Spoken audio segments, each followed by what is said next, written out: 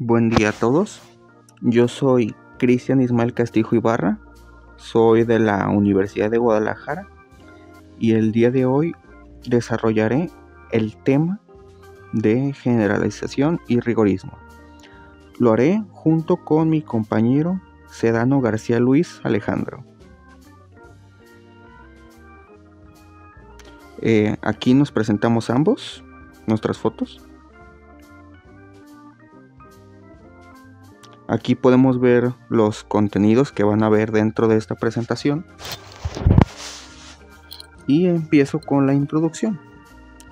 La composición del derecho se encuentra entrelazada a algunos de los factores.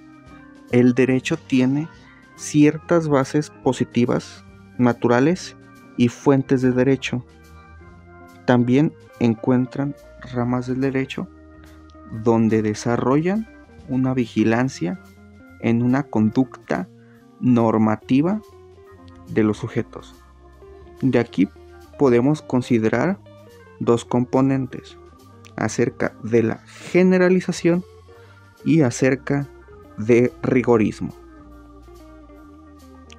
Sobre la generalización, de acuerdo a la RAE, el principio de generalidad de la ley penal es el principio por el cual la ley penal se dirige a todos los ciudadanos y se aplica de manera general. En el ámbito del derecho, la generalización es un principio que establece la aplicación de normativas a todos los casos que se adecúan a su descripción, prescindiendo de las circunstancias individuales. Este principio encuentra su fundamento en el principio de igualdad ante la ley, el cual prohíbe la realización de distinciones arbitrarias entre personas o casos. En esencia, este enfoque general implica que las leyes deben de ser imparciales de manera neutral e imparcial, lo cual es muy cierto y es bastante importante en este tema. Las implicaciones de la generalización es otra parte que yo abarcaré y que les explicaré a continuación. La generalización implica adoptar un enfoque amplio y flexible en la interpretación y aplicación de las leyes. Los defensores de la generalización argumentan que las leyes deben de ser aplicadas de manera flexible para adaptarse a una variedad de circunstancias y casos. En este enfoque puede implicar la búsqueda de principios generales o subyacentes en las leyes que pueden aplicarse a una amplia gama de situaciones. En este proceso, mediante el cual se establece una regla a partir de un caso concreto.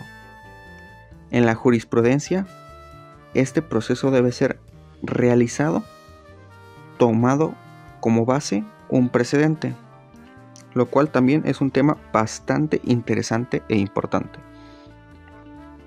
La importancia de la generalización es importante en el derecho porque establece unos principios básicos que permiten a los tribunales interpretar y aplicar la ley de manera consistente, y evita el abuso de poder y da igualdad ante la ley. Permite establecer un marco teórico para el análisis de un problema jurídico. En segundo lugar, ayuda a identificar las diferentes formas en que un problema puede plantearse y, en consecuencia, se encuentra una solución óptima. En tercer lugar, facilita la comparación entre diferentes sistemas jurídicos. Y por último, es útil para el mismo propósito. Yo he llegado hasta mi punto final y ahora mi compañero Luis se encargará de explicarles el tema del rigorismo. En esta nuestra segunda parte vamos a hablar acerca del rigorismo.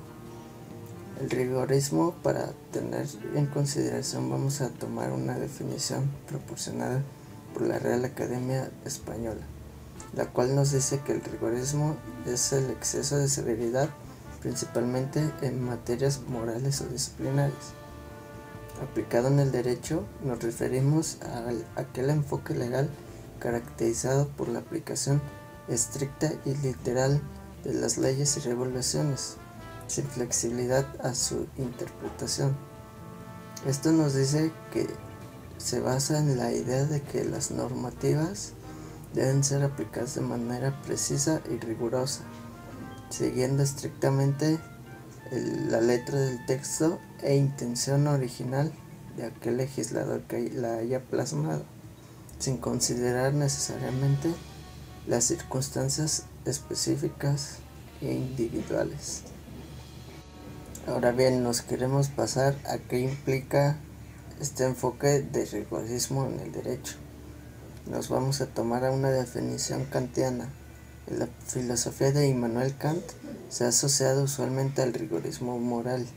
Dicha posición señala que los deberes morales tienen que ser cumplidos incondicionalmente. Así pues, el rigorismo se refiere a un enfoque, como ya lo habíamos dicho antes, estricto y literal en la letra de la regulación o legislación, siguiendo la idea principal o panorama e intencionalidad de aquel legislador o legisladores que así lo hayan plasmado. Se entiende primeramente como una designación de una cierta especie de moralidad, la moral rigorista, que se oponía a una moral laxa, perniciosa.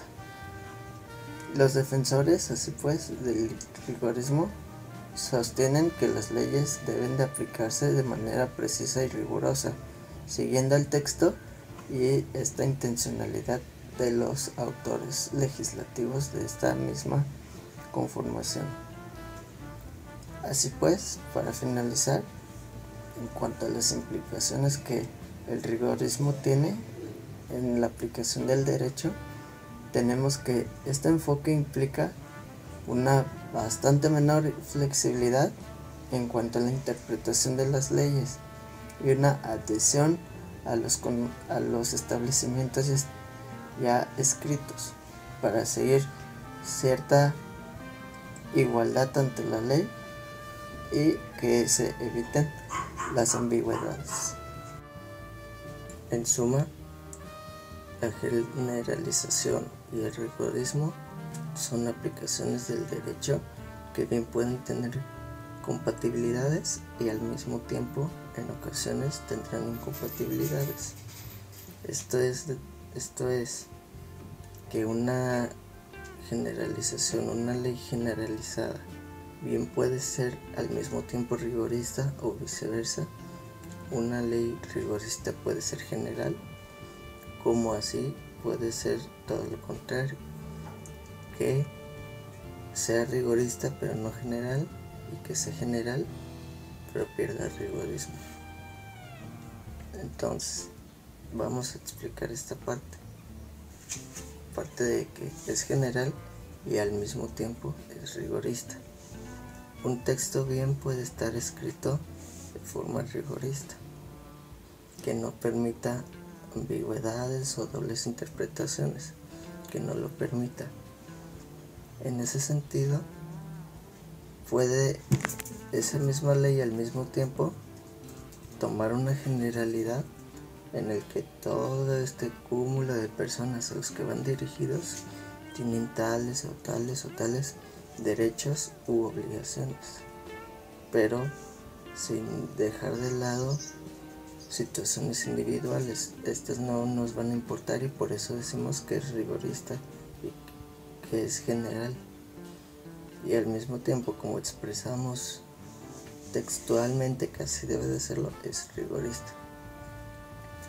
Y por el contrario, cuando hay situaciones que no lo son así, podemos tener que hay una generalización, pero la ley no es rigorista y permite ciertas interpretaciones, y al mismo tiempo cubre con otros artículos aquellas particularidades, y entonces deja de ser en sí rigorista.